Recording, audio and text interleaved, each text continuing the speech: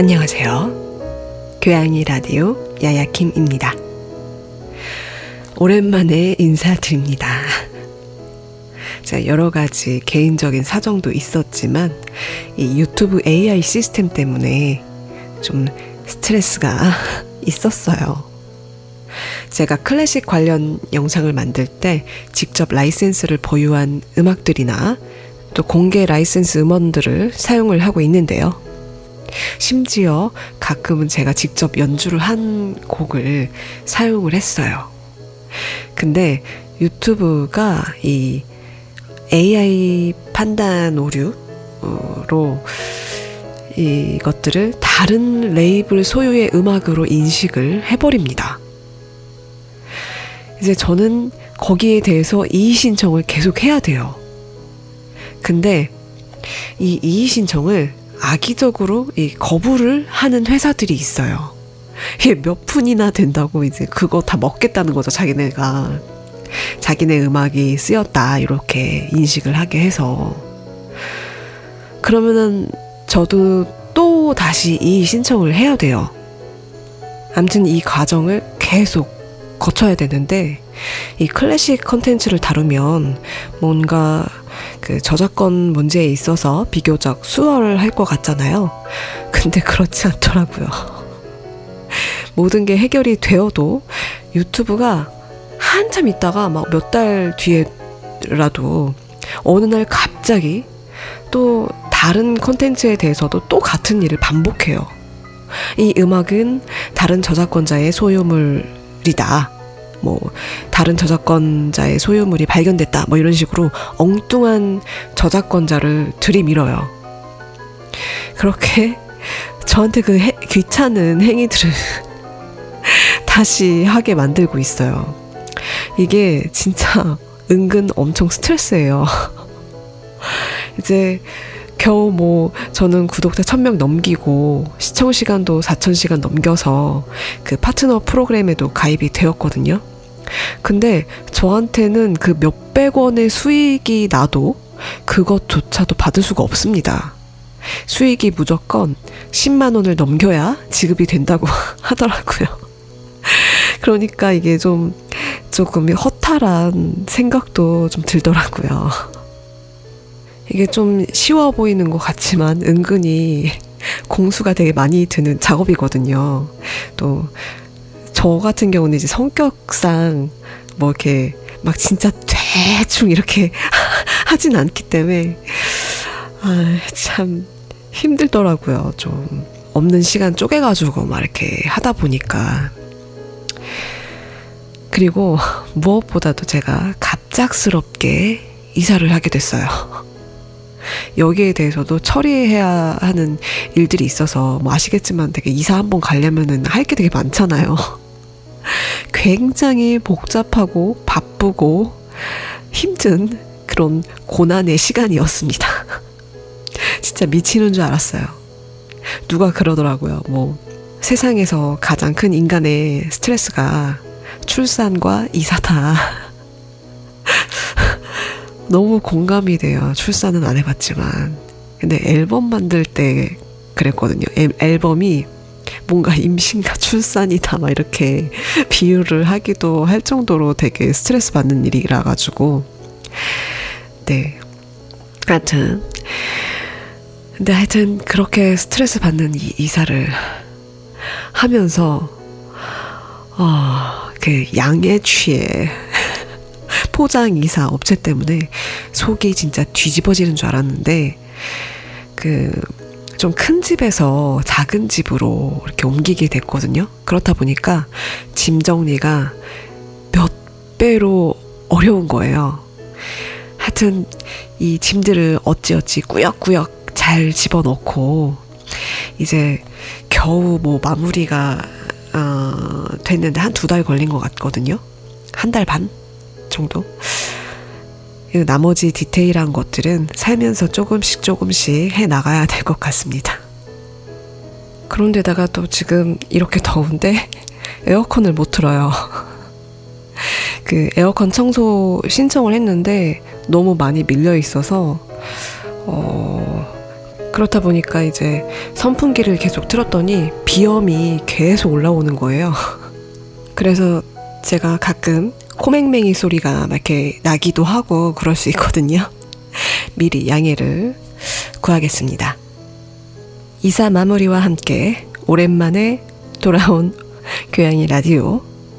오늘 다뤄볼 뮤지션은 저에게 완전 히어로 중에 히어로입니다.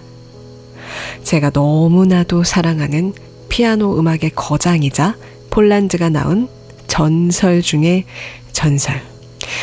천재 작곡가 프레데리크 쇼팽의 삶과 음악에 대해 이야기해 보겠습니다. 여러분 모두가 아시다시피 쇼팽의 인생은 섬세한 감정과 혁신적인 음악으로 가득 차 있습니다. 그런 그의 예민한 감성, 깊은 애국심, 그리고 그를 둘러싼 흥미로운 일화를 통해 그 삶 속을 한번 탐험해 볼까요? 프레데리크 쇼팽은 1810년 폴란드의 젤라조바볼라에서 태어났습니다. 라임 쩌네요, 동네 이름이. 프랑스어 교사였던 아버지와 피아니스트였던 어머니 덕분에 쇼팽은 어린 시절부터 음악을 자연스럽게 접하게 되었어요. 6살 때부터 피아노를 배우기 시작한 쇼팽은 8살에 무려 2년 만에 이 음악계의 주목을 받으면서 신동으로 불렸습니다. 그리고 12살 무렵에 쇼팽은 바르샤바 음악원에서 이론과 작곡을 배우기 시작했지만 이미 자신만의 감각을 지니고 있었어요. 워낙 이렇게 타고났다 보니까 이 기성 교육을 넘어서 자신만의 독창적인 피아노 스타일을 형성하게 됩니다. 자, 그리고 20살 청년이 된 쇼팽은 빈으로 떠나서 새로운 음악적 여정을 시작했습니다. 하지만 그 시기가 고국인 폴란드가 이 정치적인 혼란 속에 있었고 쇼팽은 폴란드로 직접 돌아가지 못하는 대신에 음악을 통해서 자신의 어떤 깊은 애국심을 표현했습니다. 특히 그의 폴로네이즈는 이런 감정을 아주 잘 담고 있는데요. 여러분 혹시 그 폴란드와 한국의 역사적 평행 이론이라고 들어보셨나요? 그만큼 폴란드와 한국이 역사적으로 비슷한 점들이 되게 많아요. 그래서인지 모르게 저도 애국심이 좀 만만치 않거든요. 솔직히. 그래서 그런지 아무튼 이 쇼팽의 음악들이 제 마음을 이렇게 울리는 건지 뭐 이런 생각도 들고 뭔가 되게 굉장히 특별하게 다가와요. 쇼팽의 음악들이. 아무튼 뭐 그렇습니다. 자, 그리고 갑자기 뜬금없이 TMI인데 폴란드 우유가 그렇게 맛있어요. 저 거의 폴란드산 우유만 마시는 것 같네요. 근데 멸균 우유가 유통기한이 길잖아요. 가격도 저렴하니까 이 한 박스씩 사놓고 있습니다. 아무래도 이제 집에서 커피를 마시니까 우유 많이 소비하시는 분들은 이거 참고하시면 좋을 것 같아요. 폴란드 멸균 우유 정말 싸고 맛있습니다. 폴란드 가면은 그 우유바라는 게 있대요. 되게 신기했어요. 그런 것도. 아무튼 예, 다시 쇼팽으로 돌아가죠. 이 최소한의 이 15곡 정도에 달하는 폴로네이즈라는 장르는 쇼팽이 평생토록 꾸준히 작곡했던 그런 장르이기도 합니다.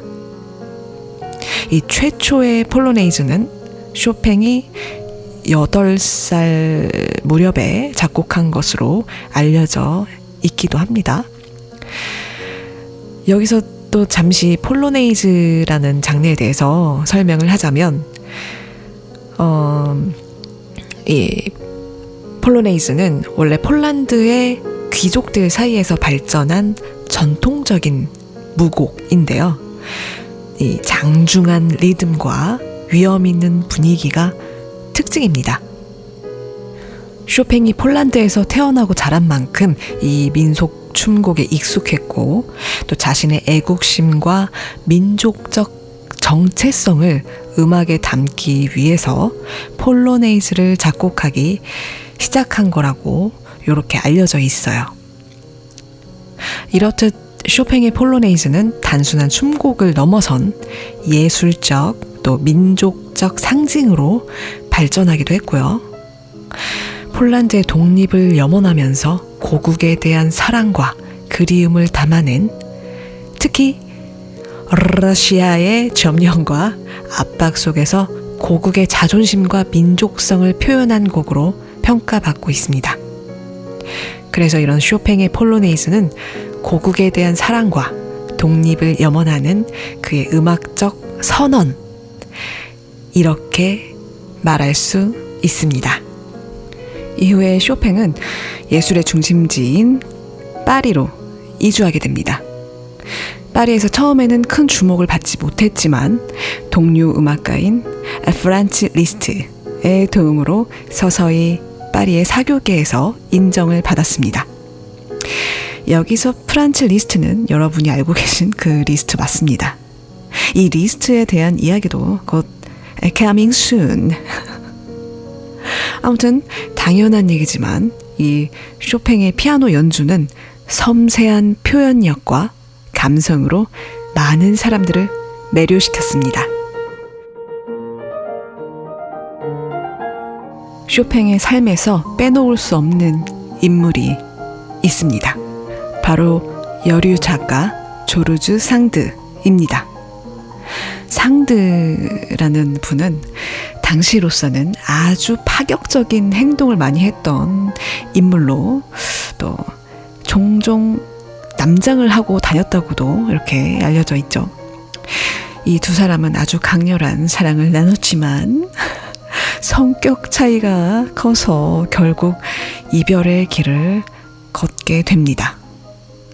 아무래도 이 두 사람 다 개성이 강하다 보니까 정말 잘 맞기도 한데, 개성이 강해서 잘 맞기도 한데 또 그만큼 또 아주 많이 힘들었을 것 같습니다. 솔직히 좀 예상이 되네요. 이 둘의 그 당시의 상황이. 이 둘은 한때는 그 스페인의 마요르카 섬에서 함께 시간을 보냈는데요. 원래는 좀 건강 때문에 간 것도 있는데 오히려 그곳에서 이 쇼팽의 건강이 더욱 악화되었습니다. 그 기후가 좀 안 맞았다고 해요. 그 쇼팽의 건강 상태랑. 아무튼 뭐 결핵으로 고통을 받고 있던 쇼팽은 마요르카에서 빗방울 전주곡이라든지 그 개띵곡이죠. 프렐류드 오퍼스 28 같은 이거 한국말로 이렇게 하려니 되게 웃기네. 주옥 같은 곡들을 작곡했습니다. 이것도 개인적인 TMI인데 이 빗방울 전주곡 같은 경우는 정말 신기하게도 그 악보를 보면 음표들이 진짜 빗방울처럼 생겼어요. 되게 신기해요. 제가 빗방울 전주곡 악보를 처음 이렇게 접했을 때 왠지 모르게 뭔가 이렇게 전율 같은 게 막 이렇게 느껴지더라고요. 그래서 되게 이 사람 정말 소름 끼치게 섬세한 사람이다. 이런 생각을 했던 것 같아요. 쇼팽에 대해서. 아무튼 이 빗방울 전주곡도 제가 좀 찾아보고 링크를 더보기에 남겨놓겠습니다. 아무튼 그렇게 상드와의 관계는 복잡했지만 그 시기에 만들어진 작품들은 쇼팽의 내면의 그 깊이 스며든 감정들을 많이 표현하고 있습니다. 특히 이 프렐류드 28번이 가장 그런 것 같아요. 이 곡은 제가 정말 너무나도 사랑하는 곡이거든요. 아마 이거는 제가 매일 들어도 질릴 일이 없을 것 같습니다. 그 정도로 너무 좋아하는 곡인데, 그런 의미에서 이번에는 쇼팽의 프렐류드를 직접 연주해서 들려드려 보도록 하겠습니다.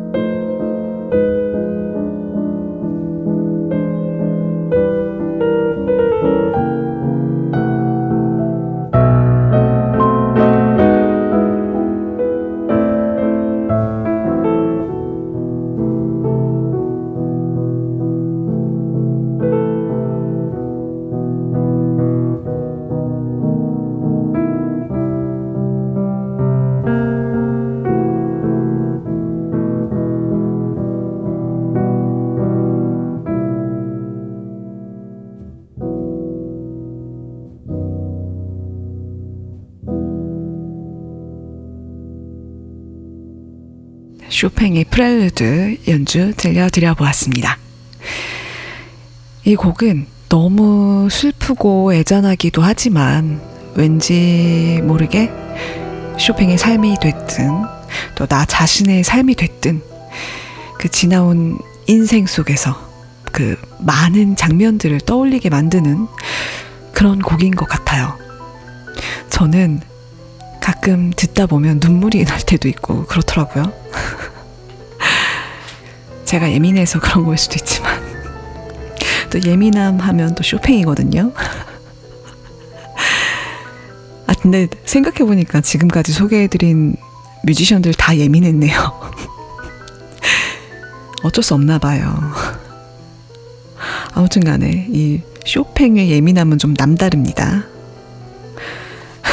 쇼팽의 음악적 혁신이라는 것에 대해서 이야기를 할 때 그의 이 남다르게 예민한 성격에 대해서도 빠지지 않는 그런 주제거든요.